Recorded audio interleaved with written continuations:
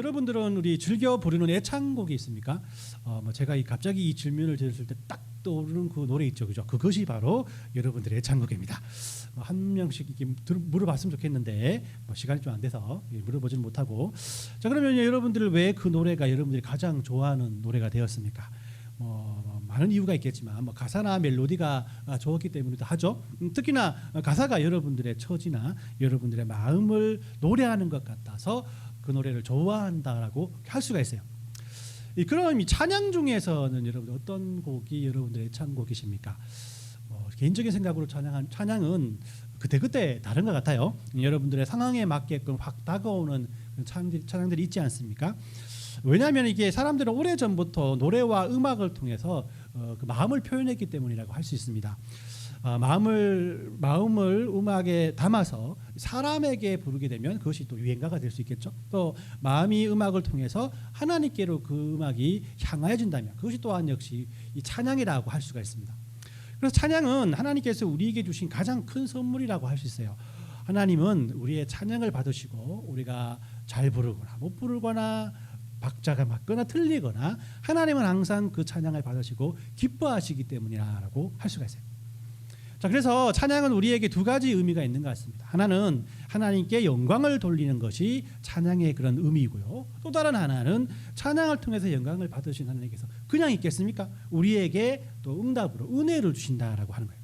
그래서 우리가 찬양을 하면 은혜를 받는다. 여러분들이 찬양하는 가운데 어떤 찬양이든지 그 찬양을 할 때 갑자기 눈에서 눈물이 나거나 마음이 뜨거워진다 이런 때가 있지 않습니까? 그 순간이 바로 하나님께서 여러분들의 찬양을 받으시고 기뻐하는 순간임을 여러분들 믿으시길 바랍니다. 자, 오늘은 욥기에 이어서 시편 말씀을 여러분들과 함께 나누어 보고자 합니다. 이 시편은 쉽게 말해서 하나님께 찬양을 드리는 찬양의 가사집이라고 할 수 있습니다.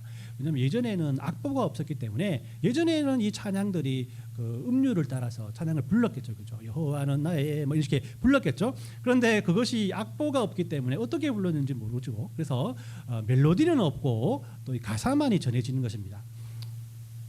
그래서 옛날 옛적에 다윗이 하나님께 불려드렸던 찬양과 또 모세와 솔로몬이 불렀던 찬양, 더 나아가서 하나님께 제사를 드릴 때 찬양을 담당했던 아삽이라는 사람이 불렀던 찬양, 하나님께 영광 돌렸던 찬양 150곡을 모아서 그 가사집을 내어놓은 것이 바로 시편이라고 할 수 있어요.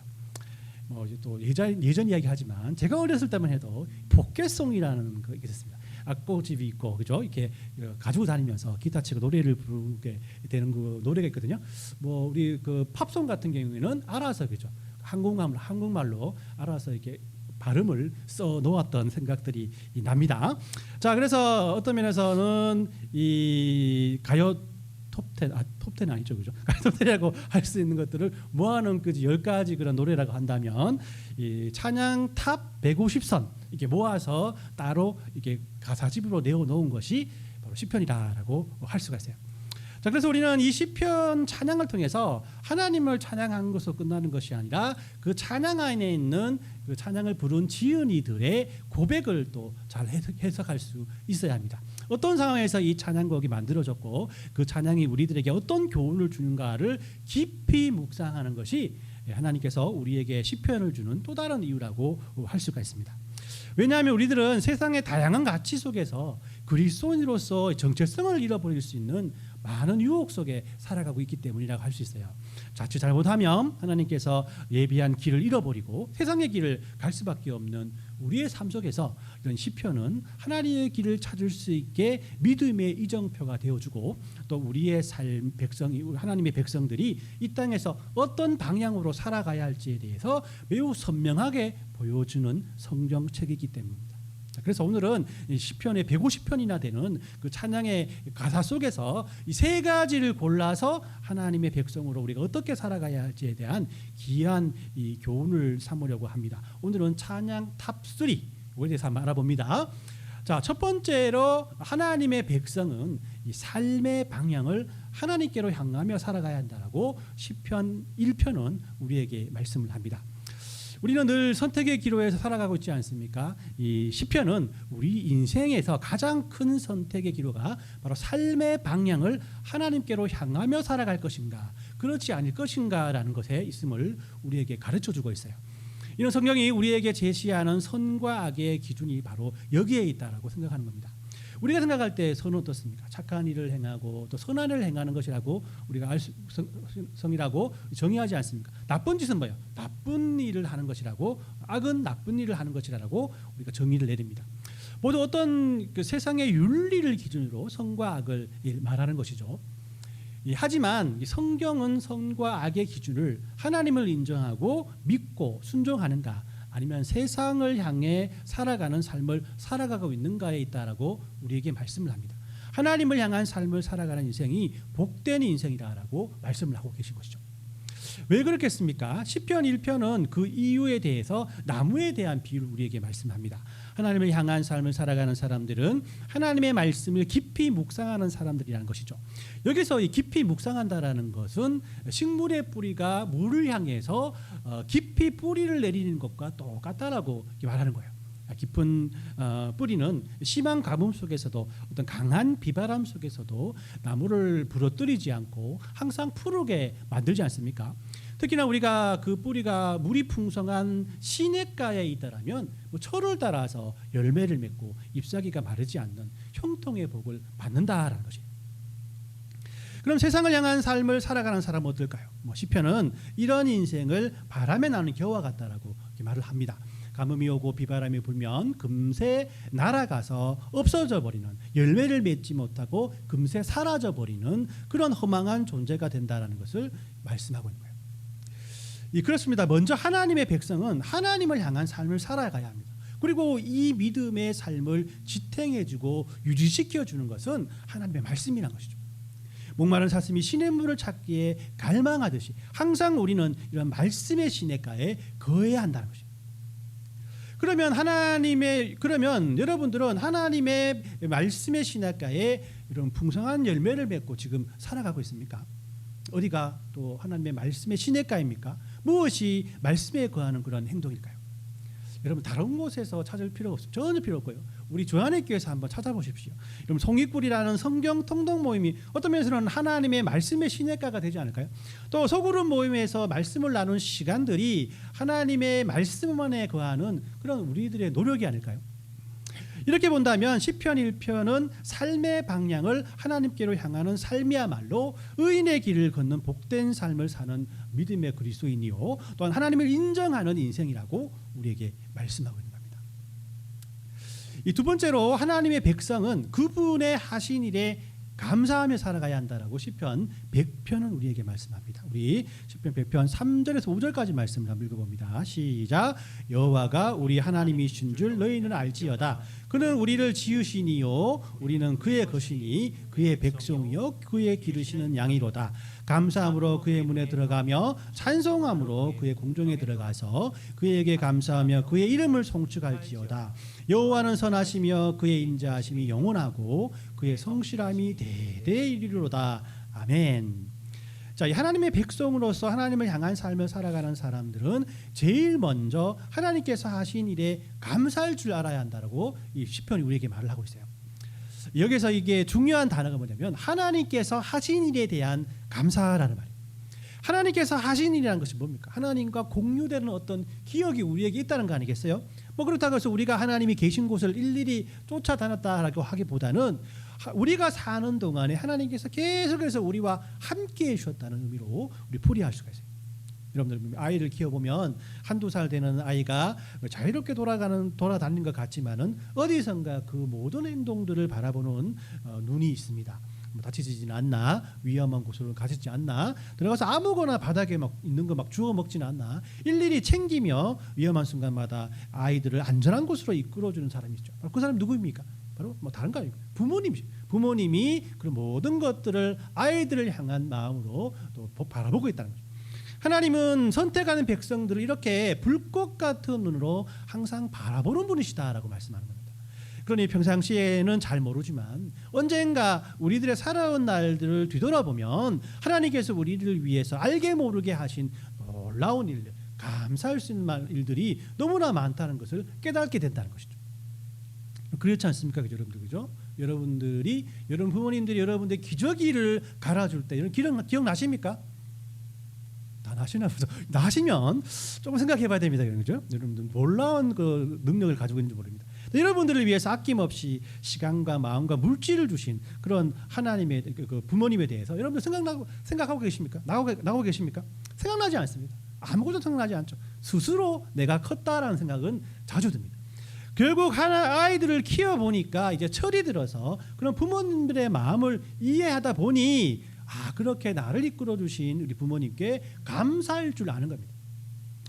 이 구약의 이스라엘 백성들은 이렇게 항상 하나님께서 하신 일들에 대해서 감사하며 어려운 일들을 이겨냈음을 성경 우리에게 말씀합니다.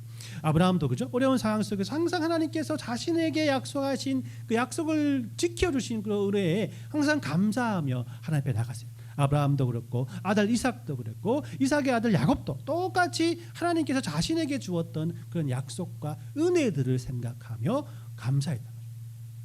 우리 출애굽 후에 이스라엘 백성들이 광야에서의 삶을 살아갈 때와 가나안 땅에 정착하여 많은 전쟁과 이방 사람들의 위협 속에서 그들의 삶을 지탱해 준 것은 이 출애굽 시에 애굽 왕 바로를 10가지 재앙으로 이기신 하나님, 또 홍해를 마른 땅으로 건너게 하신 하나님, 수많은 전쟁에서 승리하게 해주신 하나님께서 하신 일을 잊지 않고 감사했기 때문이라고 성경 우리에게 말씀하고 있는 거예요. 자, 이렇게 본다면 하나님께서 하신 일이라는 말이 너무 과거에 집착한 말이 아닌가라는 생각이 들 수도 있습니다. 과거보다는 현재보다는 미래를 생각해야 이 발전이 있다라고 생각하는 것이죠. 하지만 여러분 생각해 보십시오. 과거의 구원을 기억하는 것이 현재 신앙생활의 신앙 고백이 되고 또 미래를 어떤 마음으로 살아가야 할 것에 대한 용기가 되는 것이 아니겠습니까? 과거에 함께해 주시고 우리들을 인도해 주신 하나님이시라면 현재에도 그렇고 미래에도 함께해 주실 것이 당연한 거예요. 왜냐하면 5절 말씀처럼 하나님은 선하시고 또 인자하시고 신실하신 분이시기 때문입니다. 여러분 한국말에 배운 망덕이라는 말이 있지 않습니까? 그죠? 은혜를 저버리고 베푼 덕을 잊어버린다는 말. 여러분들의 인생에 하나님께서 지켜주시고 인도해 주심에 감사의 제목들 한 가지 정도는 있지 않습니까? 그것을 바라보면서 한번 여러분들의 뒤를 되돌아보십시오.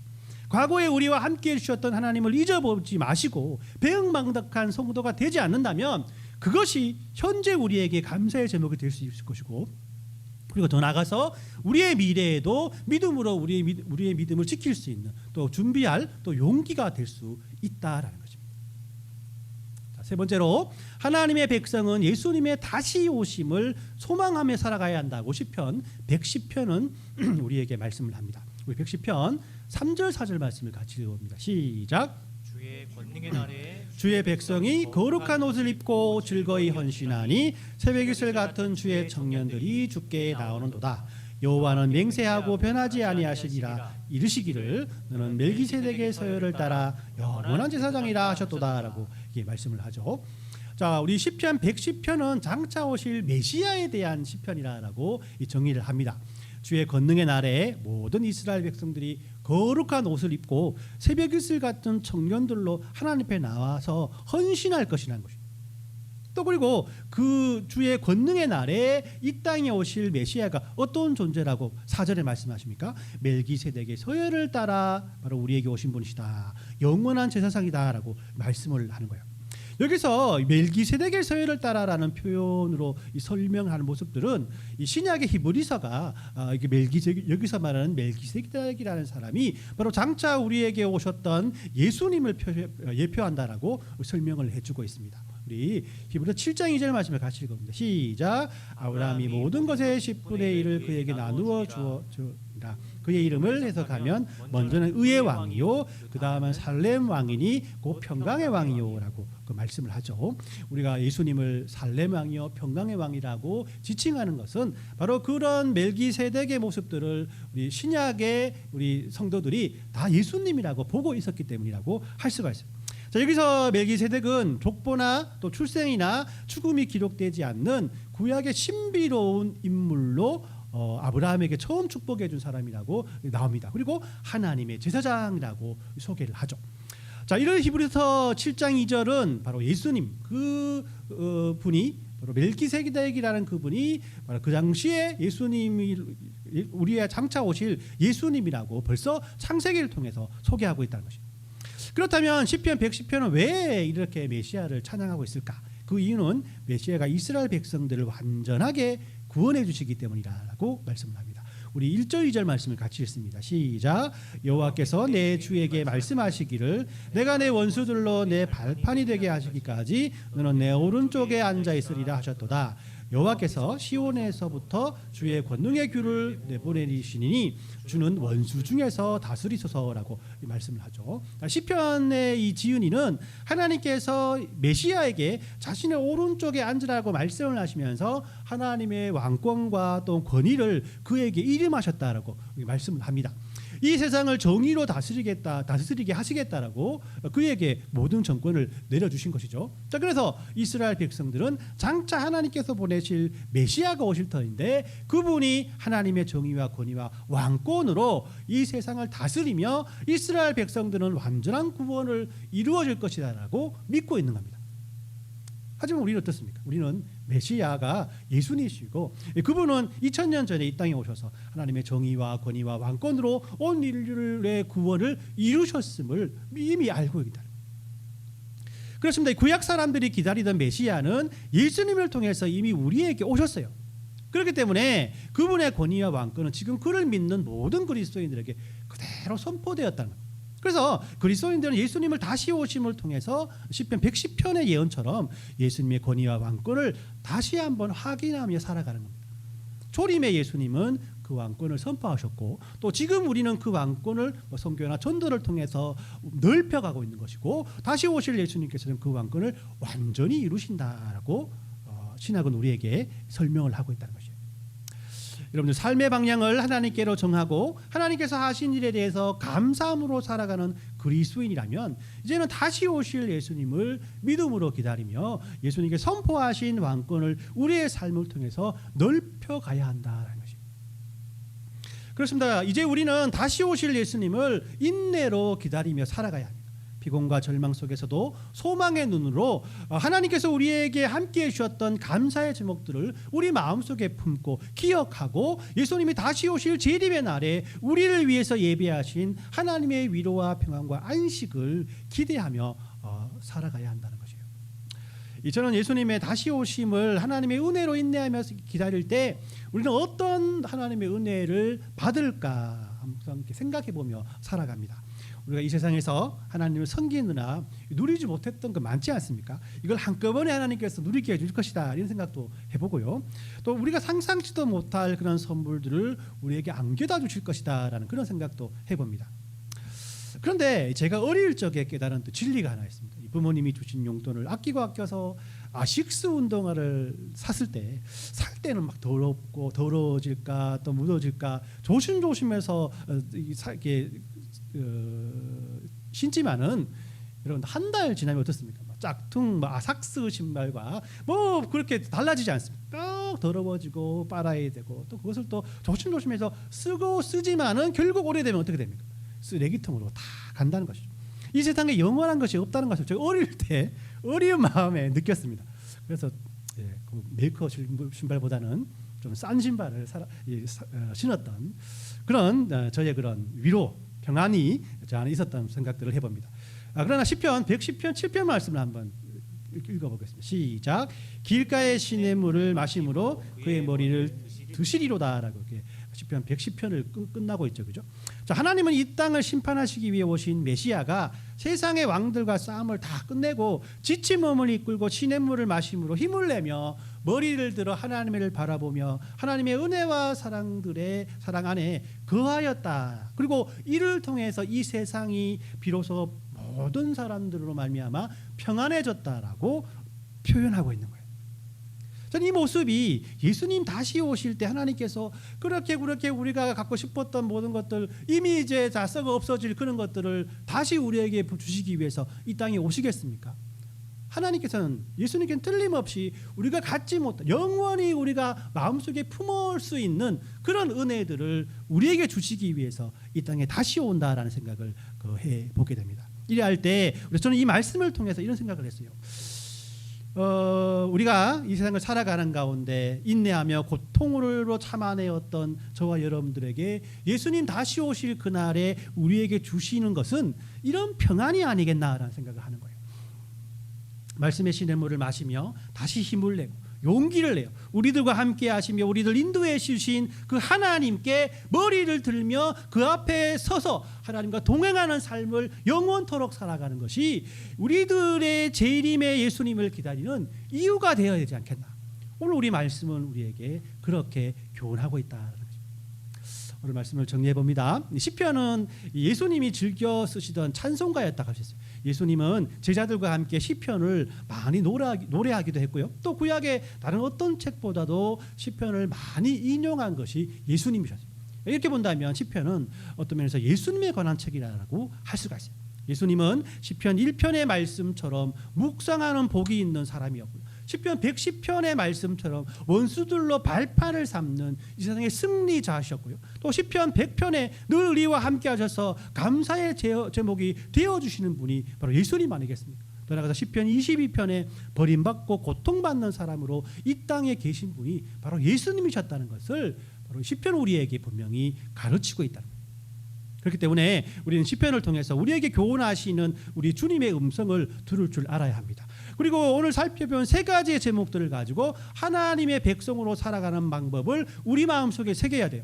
하나님의 백성은 삶의 방향을 하나님께로 향하는 사람이고 그분의 하신 일에 감사하며 살아가는 사람이고 예수님의 다시 오심을 소망하며 살아가는 사람이라는 것입니다. 시편을 통해 찬양으로 데뷔했던 이 다윗과 아삽과 또 7명의 인물들은 자신에게 주신 하나님의 은혜와 감사할 제목들 그리고 하나님께서 그에게 특별히 주었던 모든 계시들을 아낌없이 노래를 만들어서 하나님 앞에 찬양을 했습니다. 자, 그렇다면 우리들도 각자 자신에게 주신 하나님의 은혜를 찬양을 통해서 올려드리는 것이 당연한 거 아니겠습니까? 앞에서 언급했듯이 그래서 여러분들의 찬양 중에 애창곡이 있다면 그 찬양이 여러분들의 고백이 되는 것입니다. 다시 한번 물어봅니다. 여러분들 찬양 중 요즘 들어서 가장 많이 은혜가 되는 찬양이 무엇입니까?